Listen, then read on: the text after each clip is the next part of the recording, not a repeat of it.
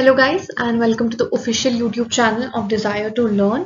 तो ये टेलीग्राम पे हमने एक प्रैक्टिस शीट दी थी आपको नाउन की। प्राइमरीली मतलब मिक्स्ड क्वेश्चंस भी थे इसमें, बट प्राइमरीली नाउन के रिस्पेक्ट में थी। ठीक है, तो इसके अब सॉल्यूशंस जो हैं वो डिस्कस कर लेंगे हम। ठीक है, तो आप लोग अपने आंसर साथ साथ में चेक करिए कितने मार्क्स स्कोर कर पा रहे हो, कहाँ गलतियां हो रही है, कौन सा कंसेप्ट वीक पड़ रहा है, उसको जाके फिर वापस से देखो। ठीक है, ठीक है, तो फर्स्ट क्वेश्चन देखते हैं। सच अ बिहेवियर इज इनटॉलरेबल। ठीक है, अब इसमें बिहेवियर देखो क्या है। बिहेवियर आपका एब्स्ट्रैक्ट नाउन है, राइट। हमने क्या डिस्कस किया था कि जो एब्स्ट्रैक्ट नाउन्स होते हैं ये मेनली अनकाउंटेबल होते हैं ना, इनको गिन नहीं सकते हैं। मोस्टली ये अनकाउंटेबल नाउन्स होते हैं। तो अनकाउंटेबल नाउन्स के साथ हम आर्टिकल्स जो हैं वो यूज नहीं करते हैं। ठीक है, और किसके साथ यूज नहीं करते हैं, क्या बताया था मैंने, मटीरियल नाउन्स के साथ यूज नहीं करते हैं। ठीक है, तो क्या जब बिहेवियर आपका क्या है, अनकाउंटेबल ना सॉरी एब्स्ट्रैक्ट नाउन है, अनकाउंटेबल है, तो इसके साथ क्या आर्टिकल यूज होगा, नहीं यूज होगा। तो इसका करेक्ट आंसर क्या है, ए। ठीक है, नेक्स्ट क्वेश्चन है how many eggs and milk do you need. अब मेरे को ये बात 110% क्लियर है कि बहुत से आप बच्चों ने इसका आंसर नो एरर लिखा होगा। I am 110% sure majority students ने इसका आंसर नो एरर लिखा होगा। और जिस बच्चे ने ये आंसर करेक्ट मार्क किया होगा ना, करेक्ट कंसेप्ट के साथ मार्क किया होगा, उसको मान लो समझ में आ गया, कंसेप्ट पकड़ लिया उसने। ठीक है, हमने क्या डिस्कस किया था नाउन में, मैंने आपसे एक कॉन्सेप्ट डिस्कस किया था। वो कॉन्सेप्ट था मच और मैनी का। मैनी मैंने आपसे क्या कहा था, हम यूज करते हैं काउंटेबल नाउन्स के लिए, राइट। और मच किसके लिए यूज करते हैं, अनकाउंटेबल नाउन्स के लिए। ये बात हमने डिस्कस की थी। अब एग, यहाँ पे एग्स क्या है, एग्स आपके हैं काउंटेबल नाउन्स, तो इनके साथ मैनी तो आ गया। बट ये जो मैनी है ये यहाँ पे सिर्फ एग्स के लिए यूज नहीं हुआ ना, ये मिल्क के लिए भी यूज हुआ है। तो बहुत से बच्चों ने देखा होगा, अच्छा एग्स है, एंड के साथ जुड़ा हुआ है, मिल्क साथ में है, तो दो चीजें जब एंड के साथ जुड़ती हैं, ठीक है, तो वहां पे आगे क्या यूज कर देते हो, वो आप प्लूरल वर्ब यूज कर देते हो। यही सोच के सबने नो एरर मार्क किया होगा। बट ये जो मैनी है ये एग्स के साथ भी है और मिल्क के साथ भी है। मिल्क क्या है, अनकाउंटेबल नाउन है, तो अनकाउंटेबल नाउन के साथ क्या यूज होता है, मच। तो यहाँ क्या आना चाहिए था, much. How many eggs and how much milk do you need, how many eggs and how much milk do you need. ठीक है, तो इसका एरर कहाँ पे है, आपका पार्ट बी में है इसका एरर। ठीक है, नेक्स्ट है the surrounding of my lodging are pleasant. ठीक है, तो जब यहाँ पे अब सराउंडिंग्स है तो क्या आएगा, लॉजिंग्स। ठीक है, तो एरर कहाँ है, पार्ट बी में है। These news have disturbed the peace of my mind। तो हमने क्या डिस्कस किया था, हमने डिस्कस किया था कुछ ऐसे नाउन्स होते हैं जो प्लूरल फॉर्म में लगते हैं बट होते सिंगुलर हैं। जैसे कि क्या, न्यूज, मैथमेटिक्स, डिस्कस किया था ना हमने ये, न्यूज, मैथमेटिक्स, मीजल्स, ये सब डिस्कस किया था। तो यहाँ पे क्या आएगा, न्यूज के साथ has, the news has disturb the peace of my mind. ठीक है, all the girls students of the college are advised to sit in the girls common room। ठीक है, अब यहाँ पे स्टूडेंट्स भी है और गर्ल्स भी है, तो गर्ल्स और स्टूडेंट्स साथ यूज करने का तो कोई सेंस बनता नहीं है। या तो यहाँ होता all the girls of the college are advised to sit in the college in the girls common room, या फिर all the students of the college are advised to sit in the common room। या फिर अगर अब यहाँ पे girl और student साथ में है तो कैसे यूज करेंगे इसको, all the girl students। ठीक है, ऑल द गर्ल स्टूडेंट्स। तो इसका ऑप्शन क्या आ गया, ए। तो अगर मैं इस पेज की आंसर शीट लिख कर दूं, आपको आंसर की लिख कर दूं, तो क्या आएगा, ए बी बी ए ए। ठीक है, ठीक है, A B B A A. Next question अब है, when Sohan returned from Chennai informed me that he had come here to do an urgent work. ठीक है, अब यहाँ पे दो एरर्स है। ठीक है, जिन बच्चों को कंसेप्ट क्लियरली पता होगा उन लोगों ने कैच कर लिया होगा कि इस क्वेश्चन में दो एरर्स है। ठीक है, ना सिर्फ एक, दो एरर्स है। पहला है When Sohan return from Chennai informed me, but किसने इन्फॉर्म किया? यहाँ सोहन नाउन है तो इसको यहाँ पे एक प्रोनाउन रिप्लेस नहीं करना चाहिए था, तो यहाँ पे क्या आ जाएगा? ही। पहला एरर ये। नाउ मैंने आपसे क्या डिस्कस किया था अभी थोड़ी देर पहले कि जो अनकाउंटेबल नाउन्स होते हैं, ठीक है, अनकाउंटेबल नाउन्स के साथ हम लोग आर्टिकल्स यूज नहीं करते, ठीक है। और मैंने आपसे आर्टिकल्स जब ओवरव्यू डिस्कस किया था तो मैंने आपसे क्या कहा था? नाउन एक ऐसा पार्ट ऑफ स्पीच है जिसके साथ आर्टिकल्स यूज होते हैं, ठीक है। हाँ, कई सिचुएशन में ऐसा होता है कि आपको सेंटेंस कुछ इस फॉर्म में दिखता है, articles plus adjectives plus noun, जैसे कि she is a beautiful girl, ठीक है। अब इस फॉर्मेट में जो आर्टिकल मैंने अ लिखा है यहाँ पे वो मैंने यूज गर्ल के लिए किया है, ठीक है, बट एडजेक्टिव के पहले है ये, दैट डज नॉट मीन कि ये ब्यूटीफुल एडजेक्टिव के लिए डायरेक्टेड है ये article, this is directed for girl only, ठीक है। तो हमेशा आर्टिकल्स हम किसके लिए यूज करते हैं? We use it for nouns only. अब जब मैं यहाँ पे लिखती हूँ to do an urgent work, work क्या है आपका? अनकाउंटेबल नाउन है, ठीक है, अनकाउंटेबल नाउन। अर्जेंट क्या है? एडजेक्टिव है, ठीक है। तो अर्जेंट के लिए तो ये एन यूज हुआ नहीं है, ये यूज हुआ है वर्क के लिए। तो क्या अनकाउंटेबल नाउन के साथ मैं एन या फिर मतलब आर्टिकल यूज कर सकती हूँ? नहीं यूज कर सकती हूँ, ठीक है। तो मुझे यहाँ पे क्या करना पड़ेगा? मुझे यहाँ पे कोई एक ऐसा वर्ड ऐड करना पड़ेगा जो कि क्या होगा, जो कि ये जो काउंटेबल नाउन हो, जिसके लिए के आर्टिकल यूज हो सके। तो मैं क्या लिखूंगी? An urgent piece of work, ठीक है। तो यहाँ पे एरर दो जगह पे है, एक पार्ट डी में और एक पार्ट बी में। नेक्स्ट है the Indian team defeated the Australian by an innings, ठीक है। अब बहुत से बच्चों ने ना इसमें ये ऑप्शन टिक कर दिया होगा, तो काफी बच्चों ने इसका आंसर सी मार्क किया होगा। सी क्यों मार्क किया होगा? उन्होंने देखा होगा कि यहाँ पे इनिंग्स है, इनिंग्स तो प्लूरल है, प्लूरल के साथ हम एन नहीं यूज करते। बट जिसने ये वीडियो नाउन की देखी होगी उसको पता होगा कि इनिंग्स जो है सिंगुलर फॉर्म में भी इनिंग्स आता है और प्लूरल फॉर्म में भी इनिंग्स ही आता है। रादर अगर मैं यहाँ पे इनिंग लिखूं तो इनिंग वुड बी रॉन्ग, ठीक है, क्योंकि इनिंग को हम सिंगुलर में भी इनिंग्स ही लिखते हैं, ठीक है। सिंगुलर में अगर हम इसको इनिंग्स ही लिखते हैं तो इसके साथ एन यूज करना क्या गलत हुआ? नहीं, गलत नहीं हुआ, बिल्कुल सही यूजेज है एन का यहाँ पे, ठीक है। उल्टा अगर यहाँ पे एन इनिंग होता तो वो गलत होता। एन इनिंग्स इज राइट और इनिंग्स प्लूरल में भी करेक्ट है। बट बात सिर्फ यहीं खत्म नहीं होती है। आप क्वेश्चन के पहले वाला हिस्सा देखो, the Indian team defeated the Australian, but the Australian what? क्योंकि अगर मैं द ऑस्ट्रेलियन देखूं तो दो ऑस्ट्रेलियन यहाँ पे एक सिंगल पर्टिकुलर ऑस्ट्रेलियन सिटीजन की बात शो करता है, ठीक है।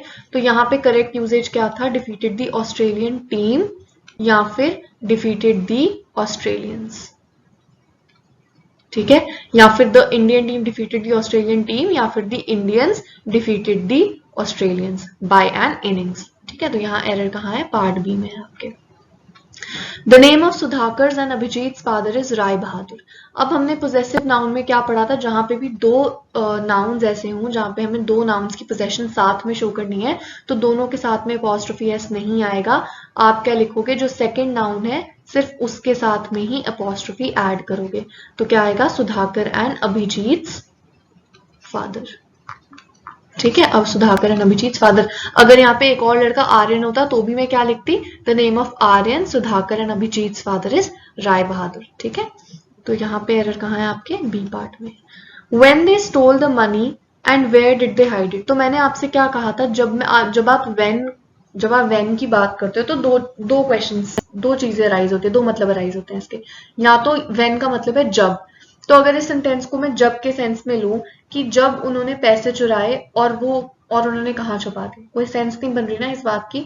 मेरा सेंस यहाँ पे व्हेन यूज करने का ये है कि उन्होंने पैसे कब चुराए और कहाँ छुपा दिए, है ना। तो मैं यहाँ क्या ऐड करूंगी? जैसे हमने टेंसेस में जो पढ़ा था, पास्ट टेंस है ना, ये सिंपल पास्ट है आपका, ठीक है। तो व्हेन डिड दे स्टोल हो जाएगा आपका स्टील, क्योंकि डिड के साथ क्या आता है? हमेशा first form of the verb, हमेशा first form of the verb आता है डिड के साथ, ठीक है।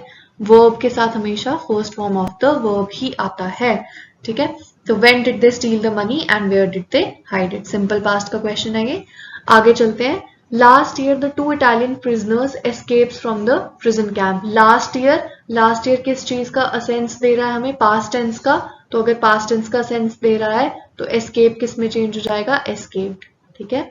तो last year the 2 Italian prisoners escaped the prison camp in Kenya during the war.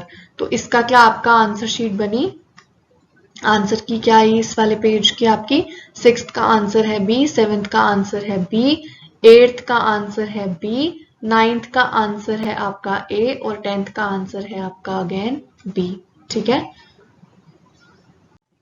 Sorry 6th का आंसर आपका बी और डी दोनों है, ठीक है। जिसमें भी बी और डी दोनों मार्क किए दोनों ही करेक्ट है, ठीक है। आगे बढ़ते हैं, ठीक है। नेक्स्ट क्वेश्चन है the French have strange habits. अब जैसे हमने पीछे डिस्कस किया था तो ऑस्ट्रेलियन, तो यहाँ पे ऑस्ट्रेलियन जो है वो क्या रिप्रेजेंट करता है, आपका एक सिंगल सिटीजन की बात करता है। बट जब मैं द फ्रेंच, ठीक है, द इंग्लिश, द डच या फिर द पोर्चुगीज इनकी बात करती हूँ तो ये आपके प्लूरल फॉर्म में भी ऐसे ही रिटेन होते हैं, ठीक है। तो the French have strange habits, plural में फ्रेंच, प्लूरल में हेल्पिंग वर्ब, प्लूरल में हैबिट्स, ठीक है। तो इसमें क्या है, no error. Stealing is a bad custom, custom क्या होता है, ट्रेडिशन, ठीक है। तो क्या ट्रेडिशन, स्टीलिंग एक बैड ट्रेडिशन है, no, stealing is a bad habit, ठीक है। तो एरर कहाँ है, पार्ट सी में। My uncle's secretary's wife is very charming, तो ये भी हमने डिस्कस किया था कि इतने सारे पोजेशंस हम साथ में यूज नहीं करते, तो रादर करेक्ट सेंटेंस क्या है, the wife of my uncle's secretary, ठीक है। तो एरर कहाँ है, पार्ट ए में एरर है। Cities after cities was custom, ठीक है। तो नाउ सिटीज आफ्टर सिटीज, जहां पे भी ऐसा फ्रेज हो तो समझ जाना ये हमेशा सिंगुलर में आता है। City after city, day after day, minute after minute, night after night, ठीक है। और साथ में हेल्पिंग वर्ब क्या यूज होता है, सिंगुलर।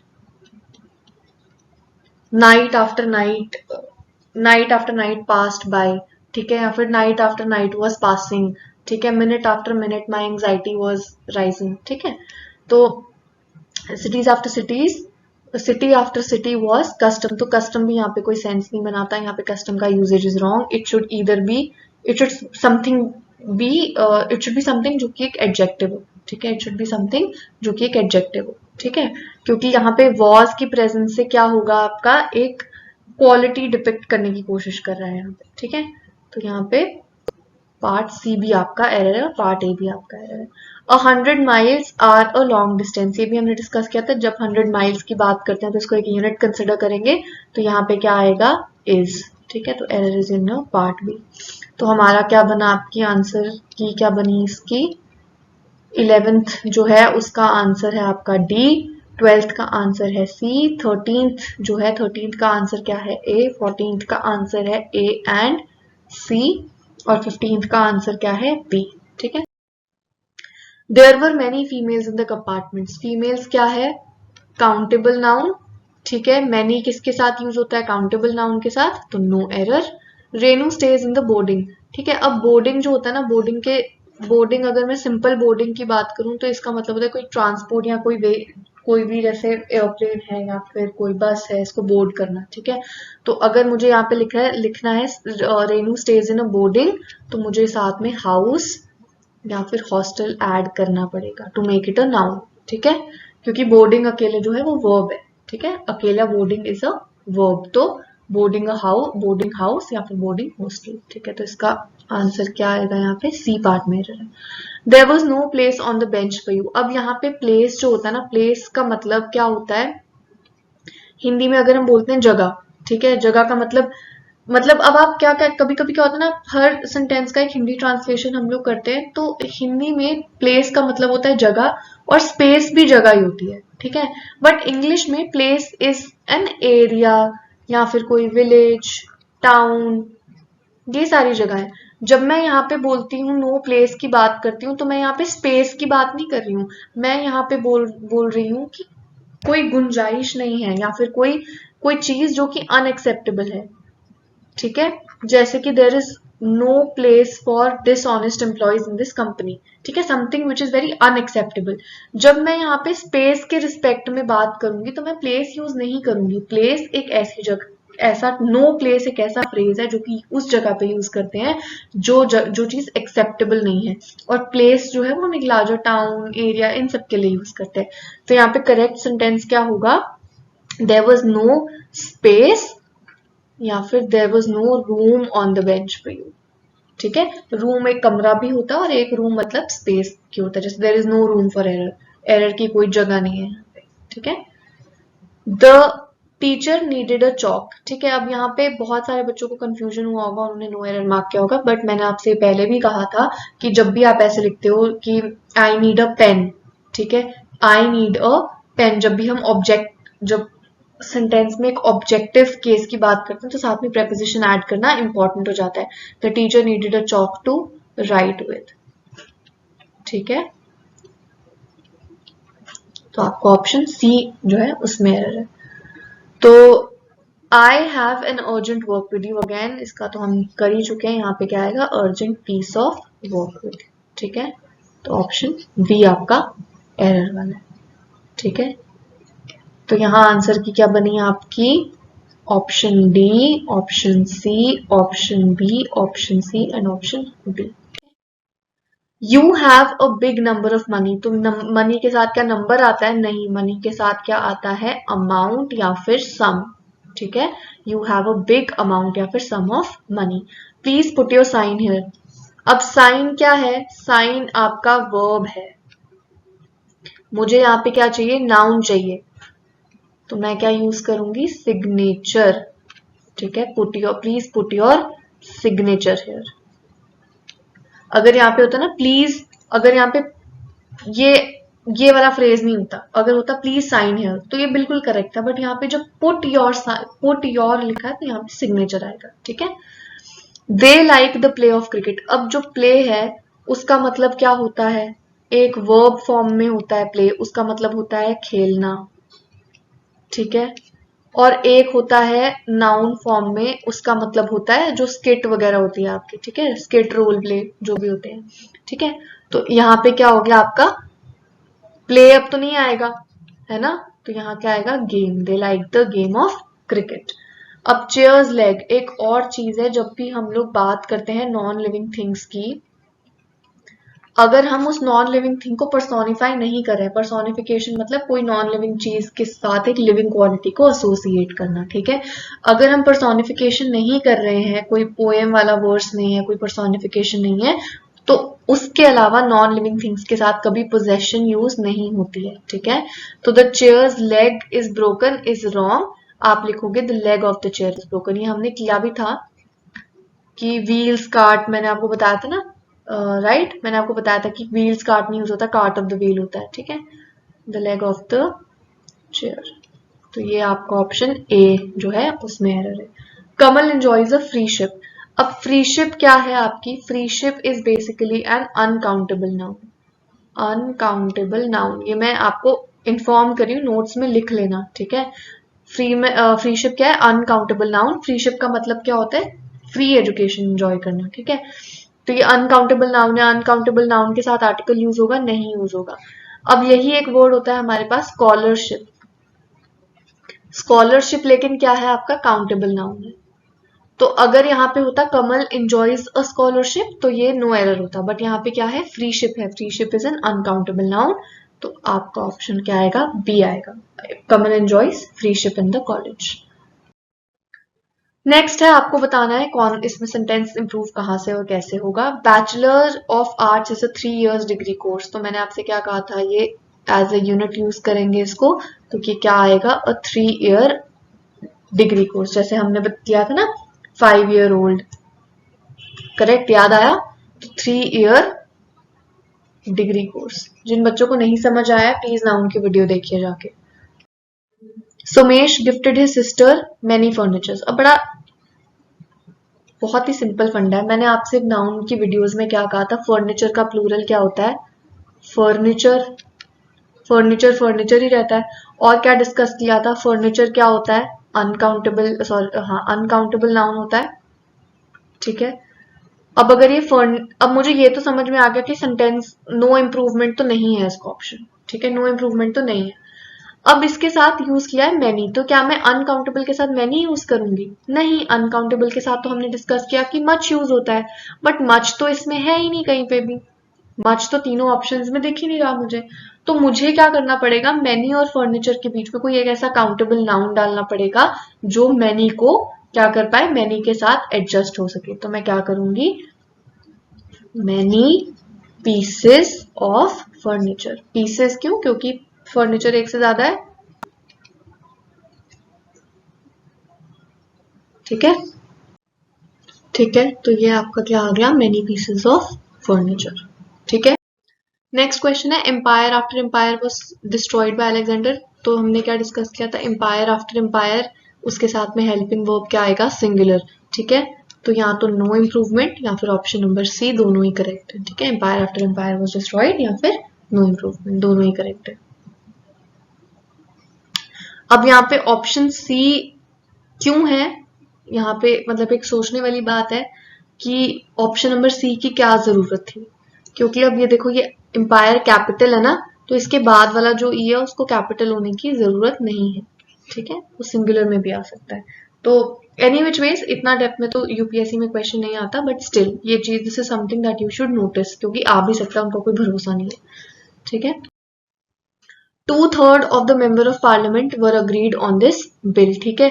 तो 2/3 है, तो यहाँ मेंबर की जगह क्या आएगा, members. 2/3 of the members of parliament were agreed on the bill. एक और चीज याद रखना, यहाँ पे मैं लिखती हूँ आई अग्री और आई एम अग्रीड, या फिर वी आर, ठीक है।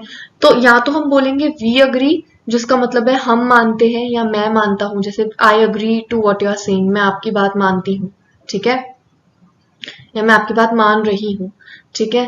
और वी आर अग्रीड या फिर वी और आई एम अग्रीड, इसका क्या मतलब है, जब भी मैं बोलती हूँ आई एम अग्रीड, इसका मतलब एक डिसीजन पे हमारी कंसेंसस है, ठीक है, हम एक डिसीजन पे पहुंच चुके हैं, कि जो 2/3 of the member of parliament है, ये एक डिसीजन पे, एक कलेक्टिव यूनानिमस डिसीजन पे पहुंच चुके थे, अग्री कर चुके थे, ठीक है। तो कभी भी ये मत लिख देना I am agreed, sorry I am agree, I am agree या वी आर अग्री, ये रॉन्ग यूसेज है, ठीक है। यहाँ तो I agree in the sense कि मैं आपकी बात मान रही हूँ या मैं आपकी बात मानती हूँ, ठीक है, या फिर आई एम अग्रीड, ठीक है। आई एम एग्री नहीं आएगा, ना ही वी आर अग्री आएगा, ठीक है। तो 2/3 of the members of parliament, 2/3 नहीं आएगा, 2/3 मेंबर्स नहीं आएगा, 2/3 ऑफ द मेंबर्स आएगा, ठीक है, 2/3 of the members. He gave his friend 100 rupees note, तो क्या पढ़ा था हमने इसमें, 100 रुपी नोट, या फिर 200 रुपी नोट्स, ठीक है, 300 रुपी नोट्स। जिसको नहीं समझ आया ये concept, please refer to the video of noun. Which of the following is not an abstract noun? Goodness is an abstract noun, bravery is an abstract noun, family is a common noun, childhood is an abstract noun, ठीक है। Next again chairs leg is broken, हम discuss कर चुके हैं कि non living thing है, personification नहीं है, तो पोजेसिव केस नहीं शो करेगा। तो क्या लिखेंगे हम, the legs of the chair is, अब लेग्स क्या है प्लूरल और इज क्या है सिंगुलर, ये तो नहीं आएगा, ये भी नहीं आएगा, ये भी नहीं आएगा, तो क्या आएगा, the leg of the chair is broken, ठीक है। नेक्स्ट है फिल इन द ब्लैंक्स। अब एंड्स के साथ हम यहाँ आर्मी लिखते हैं या फिर लिखते हैं कॉलोनी, ठीक है।